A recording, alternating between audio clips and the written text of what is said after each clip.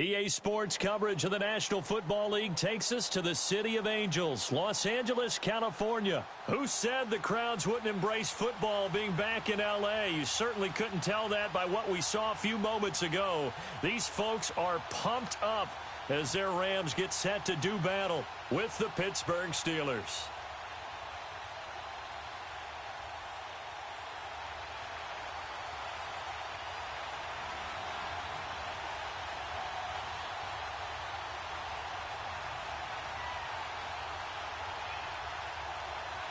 Out is the kickoff unit as they run up and send this one away. This one fielded at the 5. And he'll take it past the 25 and up to the 28-yard line.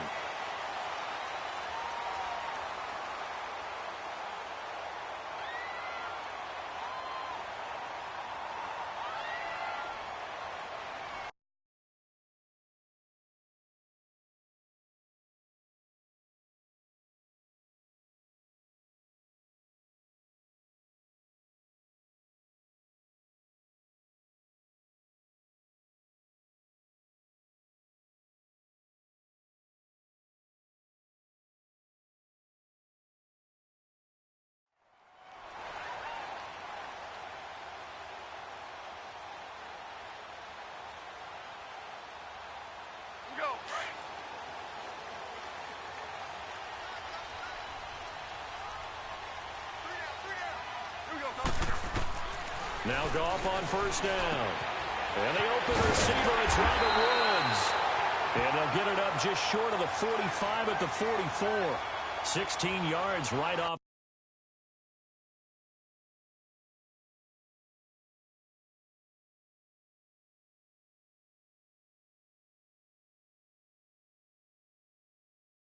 The bat and a first down. Took just one play to move all the way to the 44 as they try again on first down.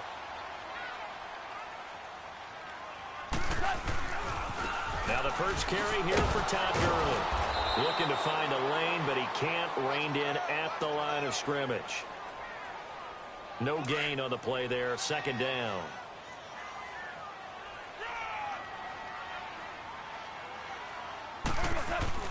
On second down, here's Goff.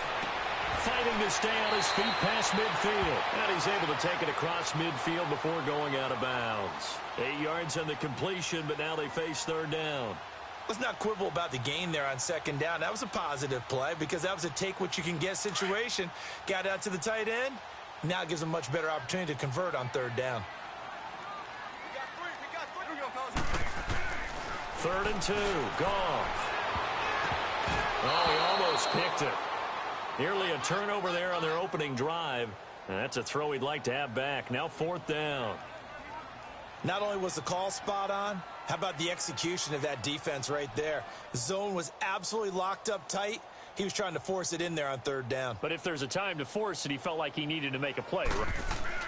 And look here, it's an opening drive fake. But he will not make the first down marker. That'll be a turnover on downs. It's such a risky play there to fake it. You're either the hero or the GOAT. Here they're going to be the GOAT. Unfortunate, too, because you know they thought they had something there. They don't call it just to call it. They don't just say, oh, what the heck, let's go ahead and fake it here. They feel like they've got something on. They've got the defense in the right spot. Just unsuccessful in that opportunity.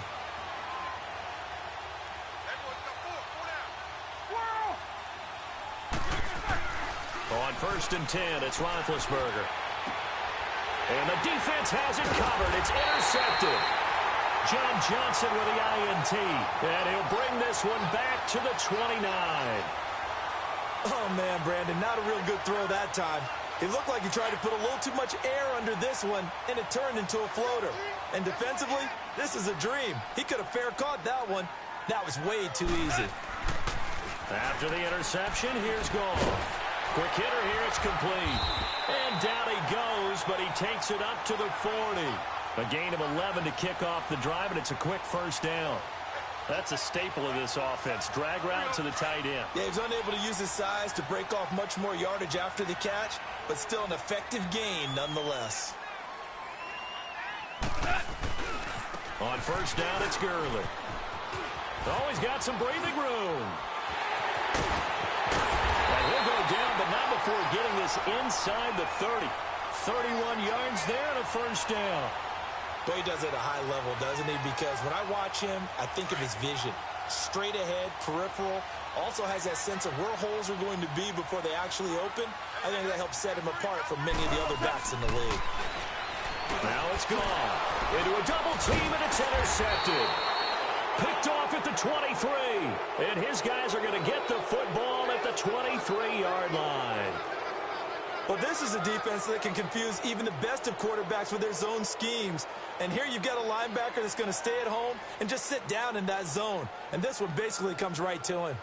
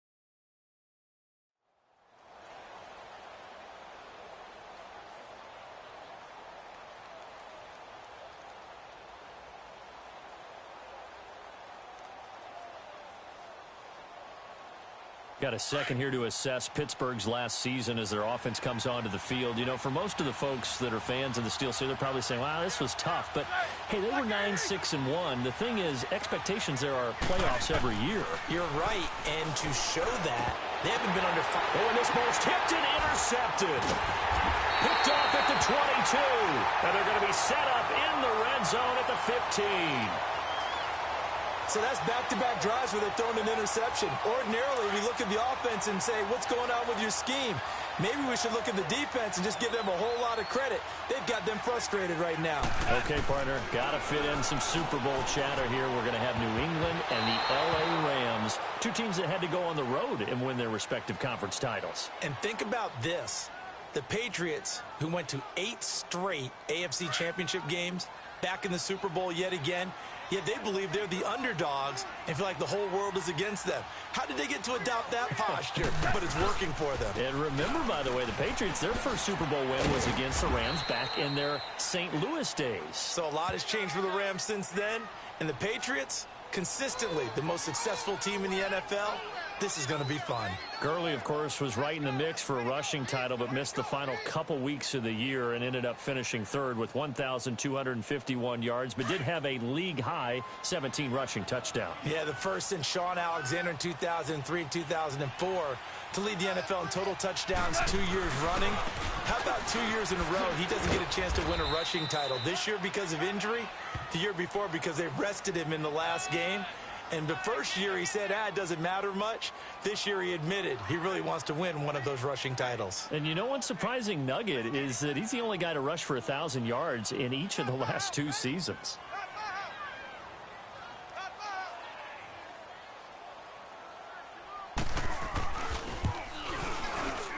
And Zerline's kick is good. And the Rams have the first points here. It's 3-0. They got the interception, but very little movement after, and that forces them to settle for 3. And it does feel like settling when that happens, doesn't it? It certainly does, but we got to give a lot of credit where it's due, and that's to the defense because they ran onto the field. This is what we call sudden change, right? Interception, you got to go put out the fire, and they did, holding them to a field goal.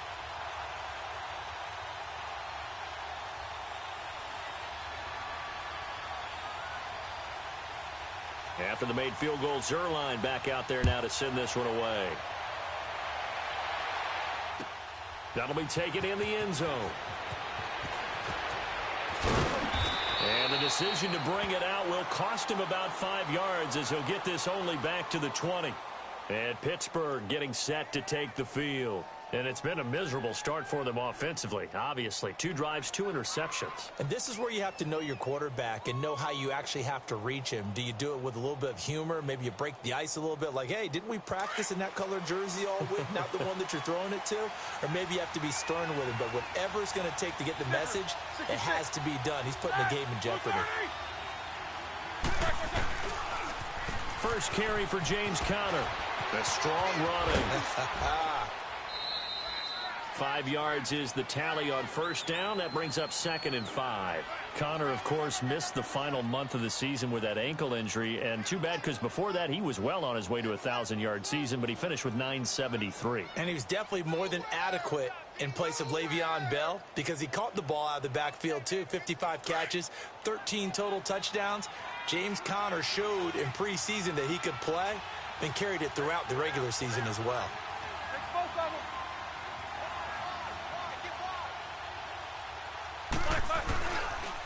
Toss play, Conner. He finds an opening past the 40. And I think he's going to go. They're not going to get him. And he takes it all the way down to the 22. It's a big play there for the Steelers. 53 yards.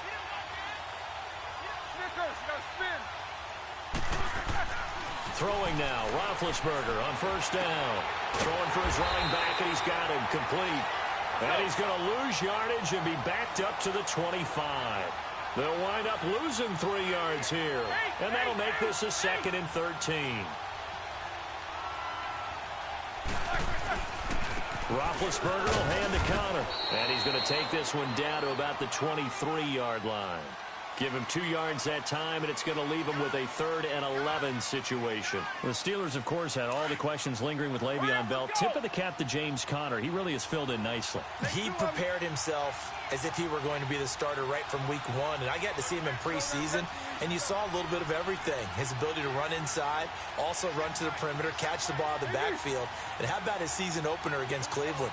They didn't win the game, but he played awfully well, 135 yards rushing, and he helped close out a big win at Tampa Bay in Week 3 on Monday Night Football with some nice runs down the stretch. And he's going to take it in for a Steeler touchdown. James Washington, 23 yards for the touchdown. And the Steelers have taken a first-quarter lead. So the quarterback drops to throw, looks over, and boom, a guy that wide open, he has to be thinking, wait a minute, this is some kind of a dream. This is too easy. Yeah, a great dream. One you don't want to wake up from. But for the defense, almost feels like there was a bust in coverage. Extra point safely through, and that makes it a 7-3 lead. The kickoff unit is out on the field, and they will send this one away.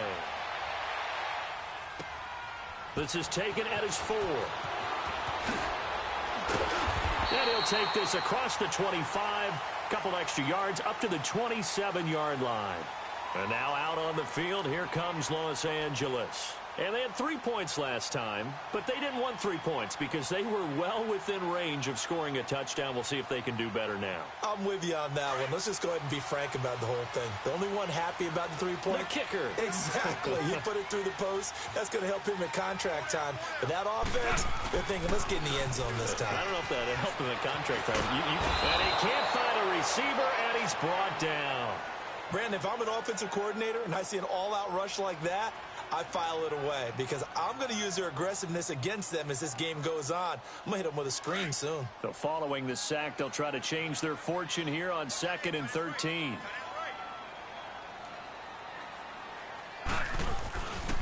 Now Goff will hand this one to Gurley. And he'll fight forward to about the 27-yard line. It was Joe Hayden, the former Pro Bowler, that came up to get him down. Well, they had that one sniffed out. Excellent run blitz. Stopped that one for a short gain. What makes a good run blitz a good run blitz? The ability to stay on task, to follow up your assignment, go to the gap you're supposed to cover, and not be deterred by anything else. And he'll go out near midfield at the 49. A good pickup there at 22. There are so many things to watch for when you play defense. and reading your keys. You always hear about that, and having your eyes in the right place. Sometimes your eyes can fool you. How about that play action there? And it sprang the big guy, didn't it? Able to dump it over the top to him.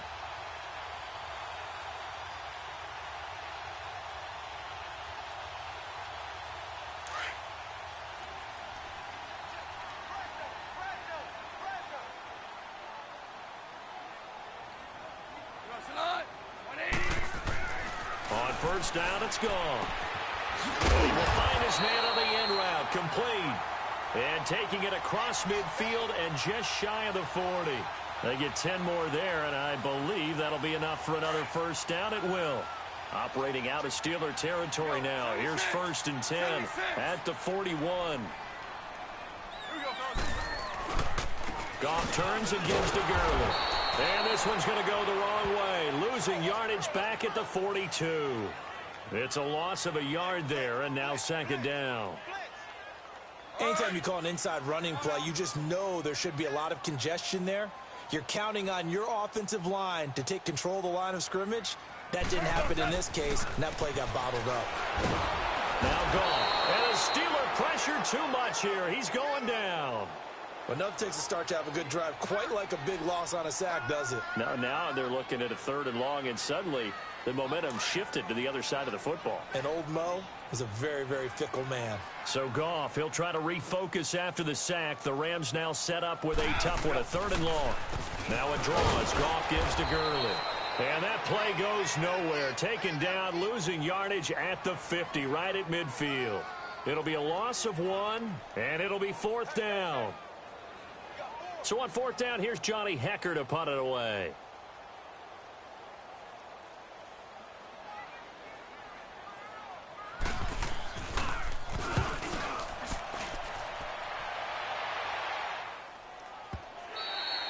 And a bit of a mistake there. This is well into the end zone for a touchback.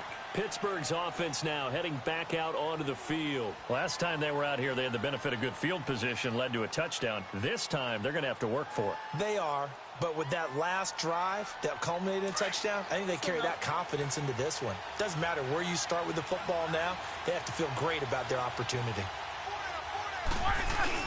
Roethlisberger now off the bootleg. And they're able to get this one across the 35. This drive starting off on the right foot, 18 yards.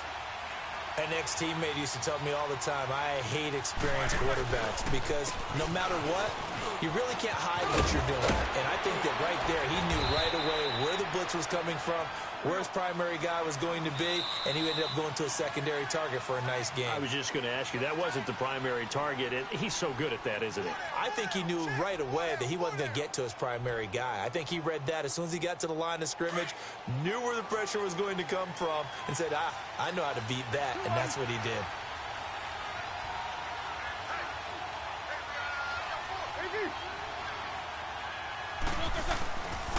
Right back to him on first down. And he's going to fight his way forward here for a modest gain. It's a pickup of 4, and it'll bring up second down.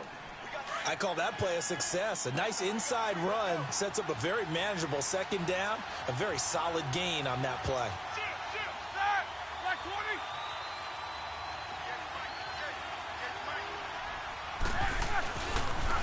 Now a toss. This is Connor. And some good tackling there as he stopped up at about the 41. The tackle there by Mark Barron. I know the scouting report on him is that he doesn't possess the eye discipline to be an elite linebacker. And what that means is his ability to read, react, and make a play. But on that one, he looked like one of those guys. On third down, that's Connor. And he will have a first down as they get him to the ground at the 37. Just 4 yards on the pickup, but that's good enough to extend the drive.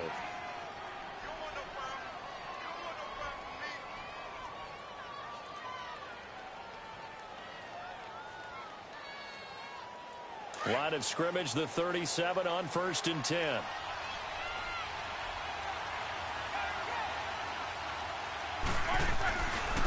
Connor.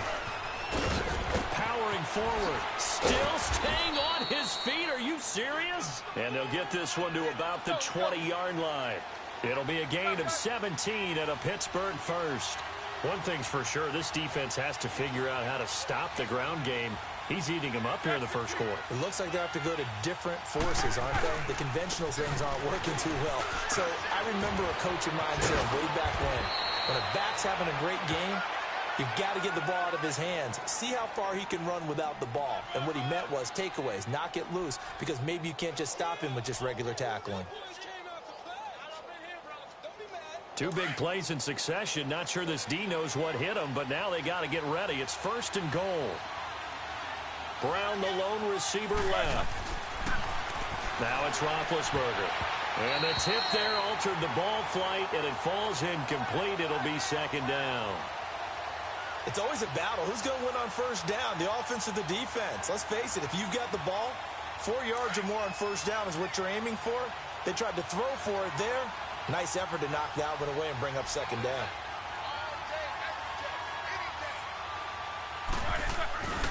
They'll try to run it. This is Connor. And he's into the end zone. Touchdown, Steelers.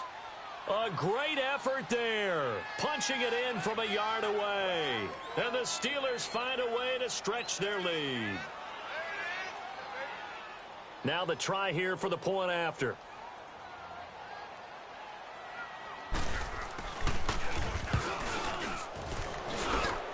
Extra point splits the uprights, and the decision to just kick the extra point winds up successful. Well, we looked at each other right away. We knew that flag was coming out. And I always enjoy the conversation post, because officials always tell you, I don't want to throw the flag, but you caused the play. You did it. I had to.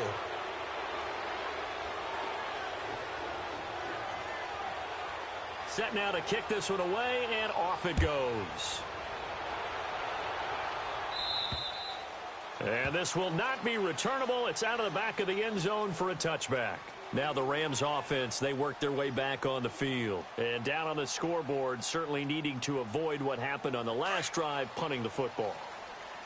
Sense of urgency has to take over for them here. They know the score. They know the situation.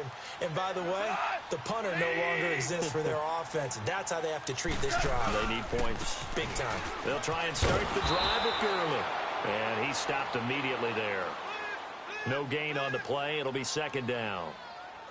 All right, quick observation, Brandon, because early on in this game, I'm seeing linebackers playing with their noses close to the line of scrimmage. And my guess is the wheels are turning on that other sideline. As a play caller, you're filing that away right now, aren't you? Yeah, you're trying to find that opportunity later on when you can play action them or stick something to them between the 2nd and the 3rd level. They try to throw on 2nd down, but this one is incomplete.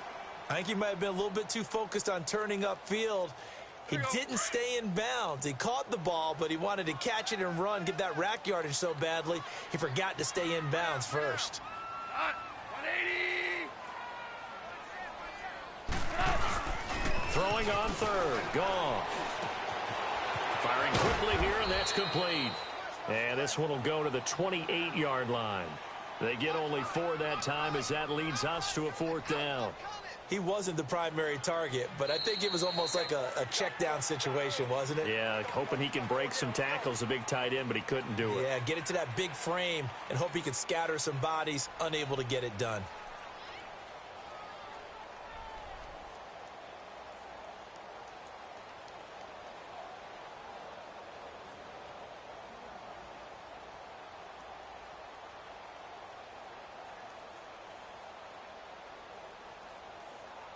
So it looks like the offense isn't going anywhere. They're going to go for it on 4th and 7.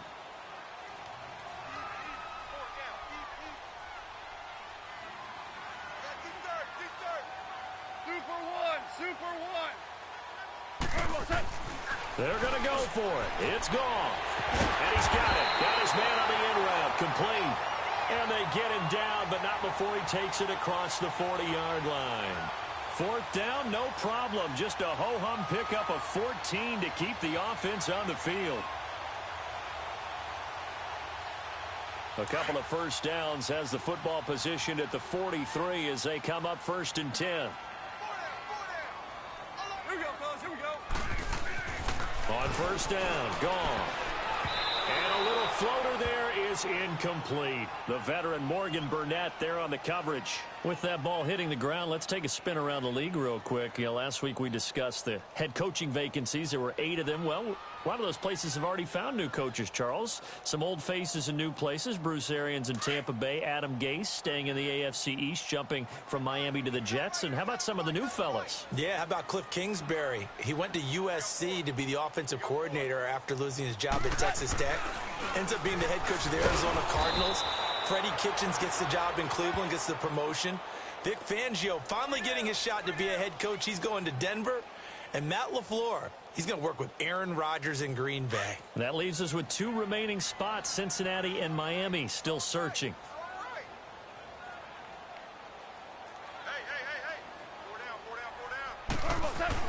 Third and long. It's gone. And it's intercepted. Picked off at the 47. And he'll return this ball across midfield to the